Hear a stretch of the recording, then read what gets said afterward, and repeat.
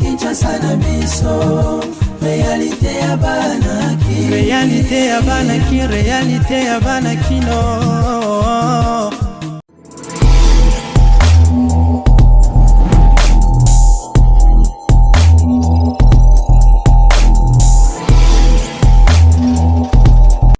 Na ruturu FARDC azali kopotana kuna na M23 soutenu par Rwanda bazali continuer agresser République démocratique du Congo parmi les conséquences ministère des Affaires étrangères et République démocratique du Congo et rappeler topé et yebisi ambassadeur congolais azali nommé na Rwanda a kokabon ko sursoir lettre de créance oyo esengelaki akende kotika epai ya président ya Rwanda, c'est-à-dire ba relation la biso ezali malamu te a sursoir nano masolo nyonso pe nyonso ekozonga tangu tokozongisa relation malamu, mais tant que bango bazali continuer ko soutenir ba M23 République démocratique du Congo elingi ata relation moko te na Rwanda, c'est-à-dire yo muto zaki nommé ambassadeur ya RDC na Rwanda bosana. Kofi Olomide, après tant d'années à outi kokita na États-Unis, rendez-vous à Liboso ezali bongo le 5 novembre oyo akobeta na New York avec un partenaire idéologie. Bon continuer kozala fidèle na Kanbe News.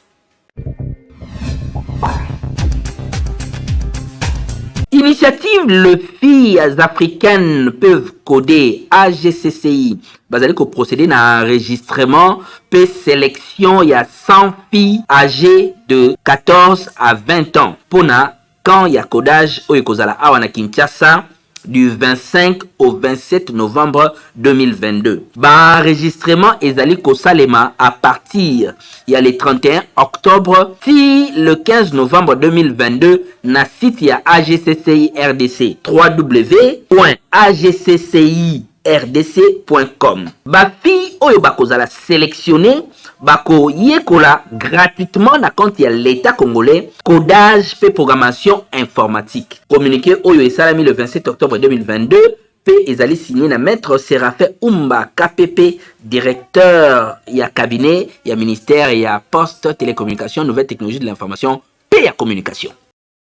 Communiqué et pesami na ambassadeur oyo esengelaki azala accrédité kuna na Rwanda ba yebisi a sur soir makamunyoso pe azela pambate relation na biso na ba voisin ya ba Rwandais ezali malamu ata mukiete ba détail bolanda na reportage ya Fabrice Kirombe. Na suite ya décision oyo ezwamaki na conseil de sécurité oyo esalamaki samedi le 29 octobre 2022 oyo ezalaki présidé epai na ye moko président de la République Félix Antoine Tshisekedi Tshilombo. Décision oyo ezwamaki ya kobengana Vincent Karega oyo azali ambassadeur ya République ya Rwanda accrédité awa na République démocratique du Congo.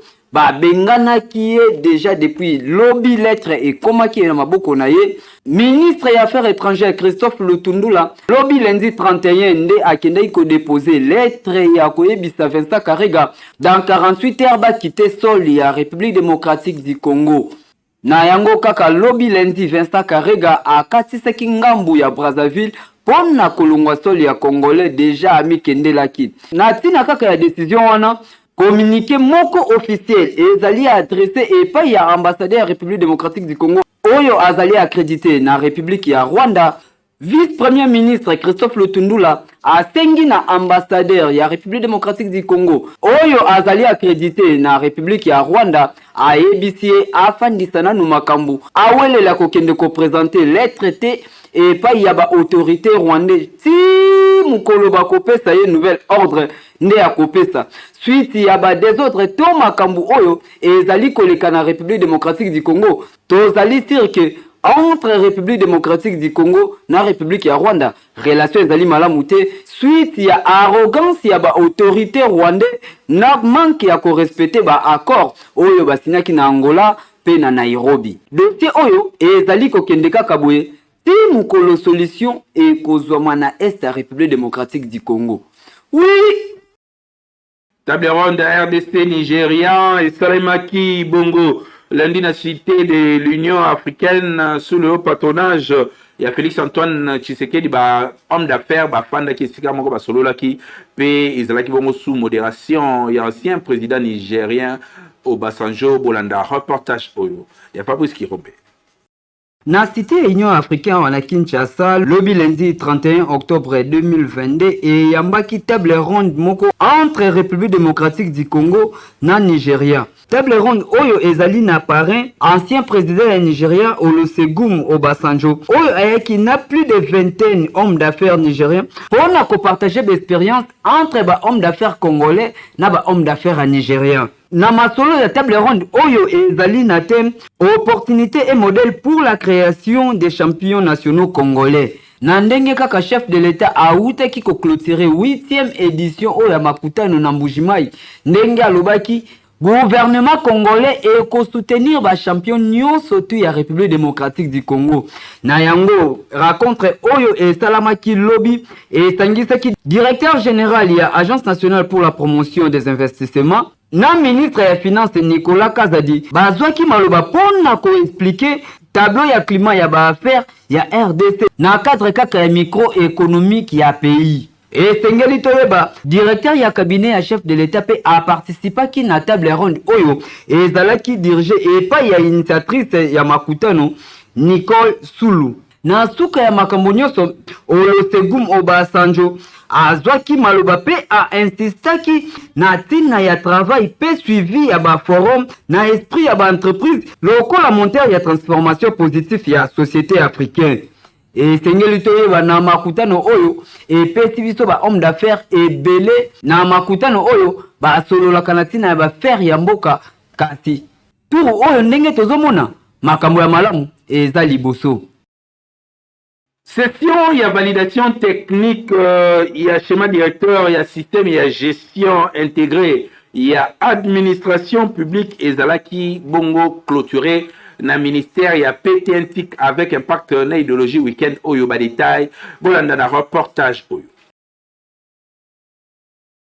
Question de validation technique et système schéma directeur informatique du système intégré de gestion de l'administration publique clôture et salema qui samedi 29 octobre 2022 bongo ezala qui sera fait umba KPP oyo azali directeur ya cabinet ya ministère ya PTNTIC nde asala qui clôture ya basis oyo na occasion yango Séraphin Umba oyo azali directeur ya cabinet na kombo ya ministre Kibasa a félicité qui va participer nyonso na ba travaux oyo esali 2 jours na rigueur ya analyse ya schéma directeur et ezali proposé na compagnie africaine ya révision ya ba entreprise qu'on reste en cycle. Directeur ya cabinet a remercié qui les sous-chef de l'État Félix Antoine Tshisekedi Lombo pour na impulsion na ye na gouvernement na nzela ya PTNTIC oyo ezali kotia en œuvre plan national ya numérique. Représenté un ministre ya PTNTIC a lobby gouvernement ezali convaincu assise oyo ezali levé pour na ko préparer enfin numérisation pe kosta la gouvernance malamu na gestion publique.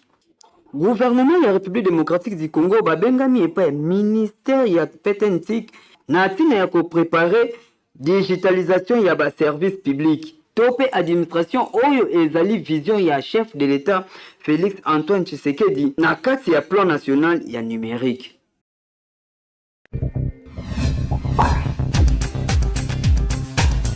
Betexco azali ko continuer ko pesa ba congolais ba kaina ba stylo ya solo pote bana batanga malamu. Ngamboka pe kosunga population congolaise kaka ndenge boyebeli société oyo monene na République démocratique du Congo Beltesco toujours pembeni ya population na ko accompagner bango na nyonso lelo lisusu ayeli bino bakaye yao pona kelasi ya bana na biso classe ezali kozonga kalate awa na yango kimaka deja mbangu na ba magasin nyonso ya Beltesco oyebi ezali partout awa na Kinshasa na ba commune nyonso soko tuni magasin ya Beltesco ezali po osombela bana na yo ba fourniture scolaire ya qualité supérieure lokola ba cahier yao ba stylo Simba pe ba cahier cartonné ya ba format nyonso ozana besoin ozwa ba cahier ya qualité pe ba stylo ya kitoko pona bana na yo année scolaire oyo bazala à l'aise kimambango na ba boutique ya Beltesco okozala de city responsable, maman responsable, bande kono so basonga bana po bazonga classe. Betosco comme mesano, amedino bakaye kitoko babengi bakaye ya uya betosco o ezali bakaye réussite. Bakaye o mwana so akomela ngo akochouer te ko ezali bakaye ya réussite.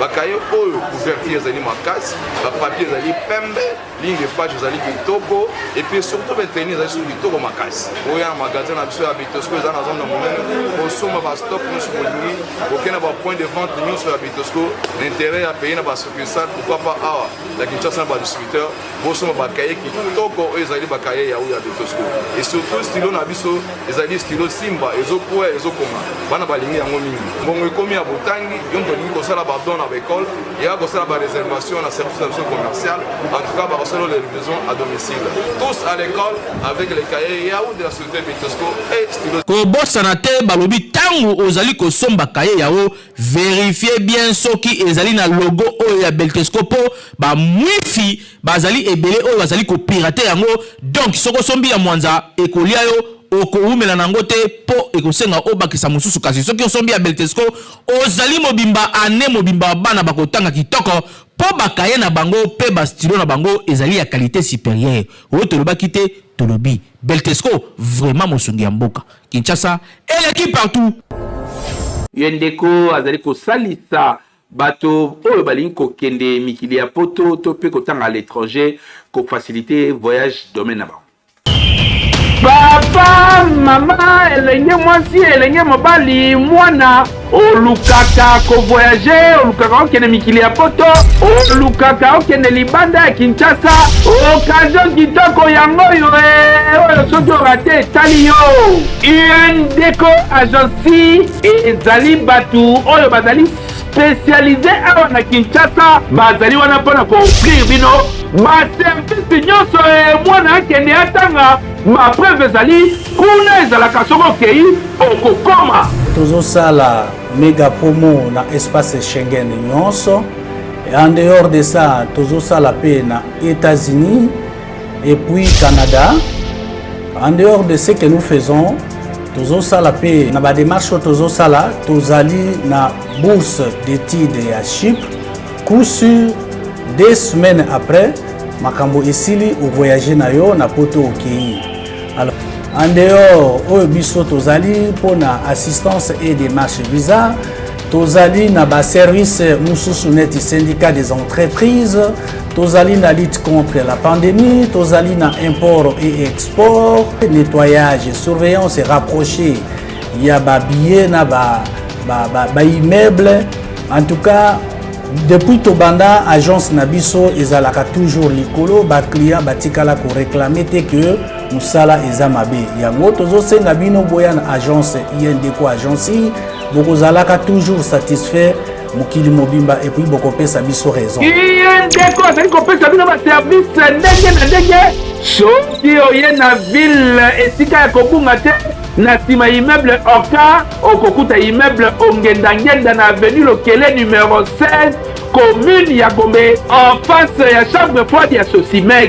Okoki kokuta biso pe na Facebook to pe na WhatsApp au petit plus 743 85 39 822 90 ozali na bamoyen na yo yaka basalela ba démarche nokinoki osi oumeli mpe na Kinshasa sala okende koluka vi libanda ya koka mpe bomo ya solo ezali UNDECO agency moko te na kati ya terrain ezali ya koyinda mabe boya ebele pamba te soki ozwi retard etali yo.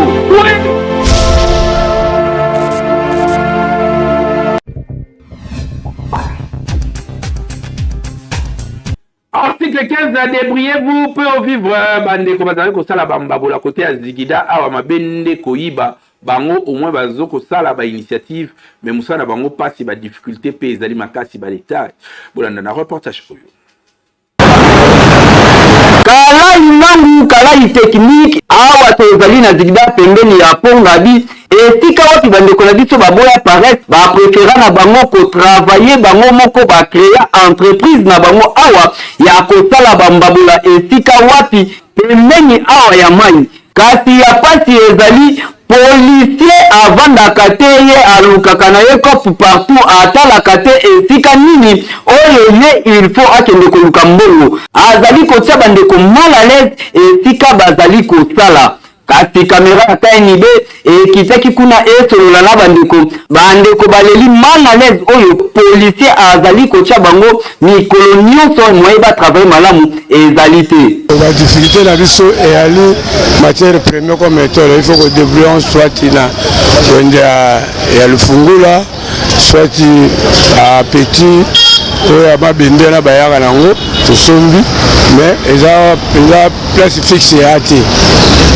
Mais à part wana la difficulté neti basociate ekelanzaka biso mpona bambongo oka toza pembe na pont tozalaka na kimia mais ndenge bosala so ya pont toyebi te badifficulté nini ezoya liboso soit bakolongola biso mais baprépare biso espace te toya kaka en attendant awa nyonso ezalaki bato me eyalaki te mais lelo batongi na ngambo batongi bo bayaki kuna babengani bango tozwi bango tokomi na bango esika moko mais toyebi te lobi soki bakobengana biso awa espace tokozala toyebi te biso tozosenga na bakonzi balukela biso place moko ezali publique bon mosala oyo ezosunga meme bandeko bavoyagere bokenda ngo baintérieur tosala bangama ti ekei mpona koyede bango kosala mafuta olamba bakwanga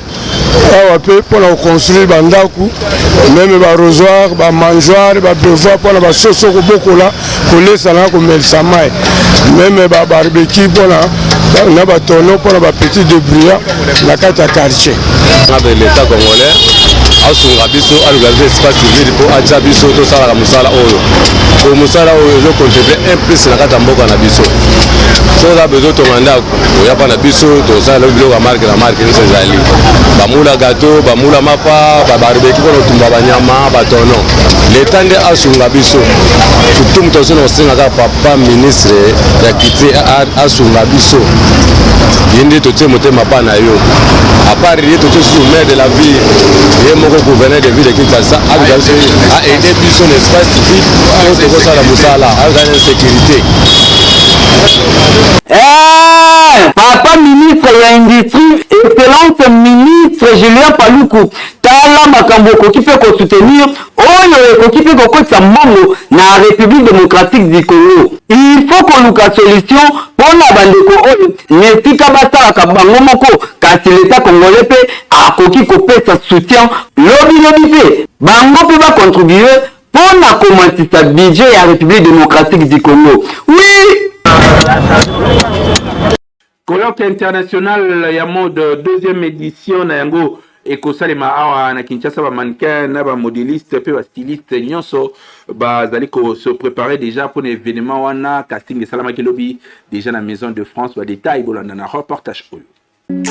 Colloque international mode RDC oyo ezali événement esangisaka ba acteur nyonso tu ya mode ya République démocratique du Congo. Deuxième édition casting et salamaki lobby lundi 31 na maison de France kuna na Hall de la Gombe avec impact na idéologie ba mannequin bazalaki kuna tala ebele pona koleka na casting ya activité na bango oyo esalamaka chaque année. Kasi oyo ezali pona ko préparer deuxième édition oyo kosalama na 2023 kasi pré-show ezali déjà le 16 dans le 17 décembre oyo avec impact na idéologie botala ndenge ba mannequin bazalaki wana ebele ndenge bazali koleka na casting. Bonjour, ça va? Ça va bien? Toujours colloque, hein?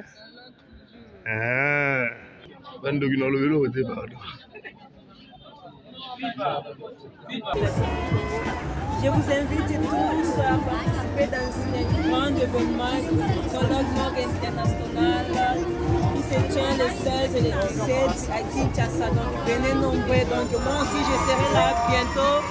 Je serai là à Kinshasa pour participer dans un grand événement, colloque Mode international. Ah oui! Ba acteur ya mode pe ya développement ya République démocratique du Congo bazali ko bunda po bazala respecté pe considéré na République démocratique du Congo. Oyo ezali casting ya pré-show oyo esalamaki avec impact na idéologie. Dessin pe akobeta mokolo ya lobi ekoyinda mabe bolanda reportage oyo pamba te bazali ko se préparer pour bakende Afrique na cadre ya CAF. Le club Motema Pembe ya République démocratique du Congo akobeta bongo na flambeau du centre ya Burundi lobi mercredi 2 novembre na Tanzanie. Et sengeli to baba match oyo ezali na compte ya babarage match okobeta ma aller retour oyo akoganye ndeye akoleka na poule pour na kobeta 20e édition ya coupe de la Confédération africaine de football oyo tobengaka CAF. Moto akoganye na match wana nde akozala qualifié pour abeta ba match oyo ya poule. Et sengeli to ete match sengela kebeta mana Burundi kasi ezali délocalisé suite ya ba irrégularité oyo ezali kuna na ba stade ya Burundi. Yango ba délocaliser match et kobeta mana Tanzanie. Pona ba derimen nyonso tout. Ata na musika sengeli ko soutenir équipe pour victoire ezala ya biso.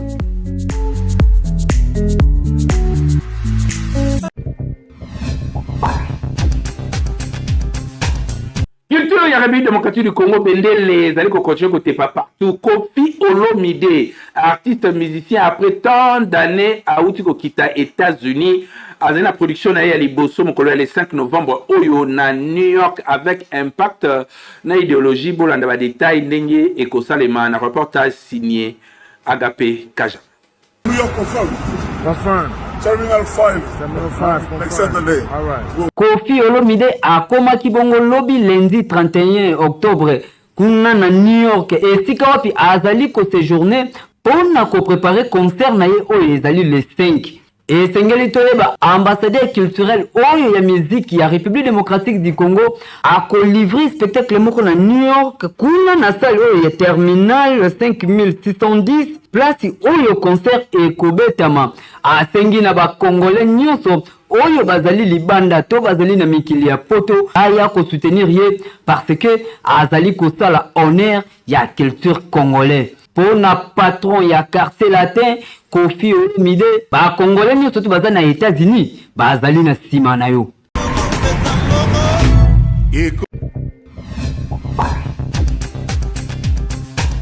Mboka bana TikTok esika tata mama zalaka te kuna mutu nyonso abinaka mutu nyonso asaka nyonso mutu nyonso asekaka mutu nyonso ateyaka bolanda rubrique ya divertissement autopesa bino TikTok.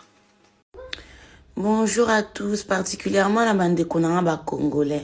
Dans sa vidéo au Ponano, non mi tout na makambe belé et puis ça fait mal. J'aimerais d'abord premièrement savoir pour ni bino bande konabiso botika na mboka, bo comment ko traiter biso bande konabino ba congolais lokola étranger biso otobima mo libanda, bato diaspora.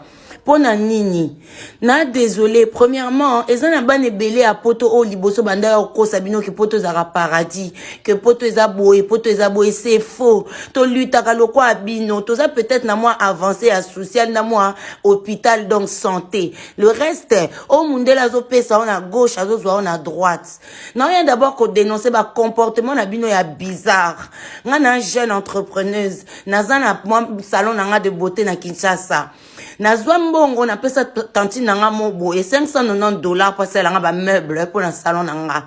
Na minute na obeta bino liso ça fait 3 mois yango yo na koma ko swana na koma ko lobela tantine nga na mabe pour na mbongo na nga. Akoma ozongisa nga ndambu. Nga jeni na tinelo mbongo na kina €590 na tielio na agence aux huit kuna. Ça nga ba meuble na nga ba explication. Na yo comprendre kazwa mbongo na lia pesa na menuisier. Mais ce qu'on a tout na bino. Tibo lia ka mbongo ba projet en qualité de quoi? Proposer belé bobo misina bande kona bino abati na bino mbongo somela mutu terrain landela ba démarche songisa boybo sala kate mais tant bomo na masola Paul ya Mathias Pogba bino bo fungola ba miso alors que boze belé bo ba Mathias Pogba ba via bande kona bino na poto awa bande kona bino abima ko luka bozo enfoncer bango mais bino pe bato liboso tala bana poto musu ba kenda ba sala elo te biso batoza ko sala elo la mboka kuna bo traiter biso ndenge nini bozo traiter biso ndenge nini entre l'état ndenge facilita biso makamute na bino moko lisusu bandeko na biso bo mitema mabe. Je suis désolé okoya kozwa muto selo musala boye carreleur au peintre au boye place musala na ba senga $20 comme ya muta diaspora 50 yoza muta boye 100 biloko nyonso bo doubler ko matsa ba prime toza bandeko na bino tango otala poso bozo mona ngo couleur nini. Franchement, c'est méchant. Et puis, le con a bokenda l'église. Moi, na maman na yo moko zoli mbongo na nko. Ozo kosa, ozo china, eko dégrainer bambongo na e. Pourquoi vos abongo, hein? L'église est tondi na Congo, ko leka ba habitation, nombre batu koute comme ko diminuer ba église ko bota. Mais bon, changer te. Pour na nini. En tout cas, maman ginga na otia photo na ko afficher na internet, toi maman mabe. Na ko afficher même temps aussi sambo na okotika la afficher pour na côté ya batu. Na kinbo se méfier za la maman na yo, tanti na yo, oncle na yo, propre papa na yo batu ba comment na biso. Merci pour la fidélité na KNB News. Tu continuer à servir bino bo s'abonner et belé na page YouTube na biso KNB News pe na Facebook na biso bo kende ko chaba j'aime peu ba commentaire na bino na ba reportage oyo to tchela kabino kuna surtout oyo Italie développement ya société na biso et puis surtout na Instagram na biso na TikTok KNB News bo kende kuna belé pour na continuer à suivre biso to continuer à servir bino pe partout boko zala to kolanda bino na ba réseaux sociaux nyonso tozali avec impact na idéologie ndenge to lobi na Kinshasa soki eloko to likambu na yo na ne betami lisolo na KNB News te c'est que na no yebani te c'est que esalami nango pe awa na Kinshasa te nde to ngona lobi magazine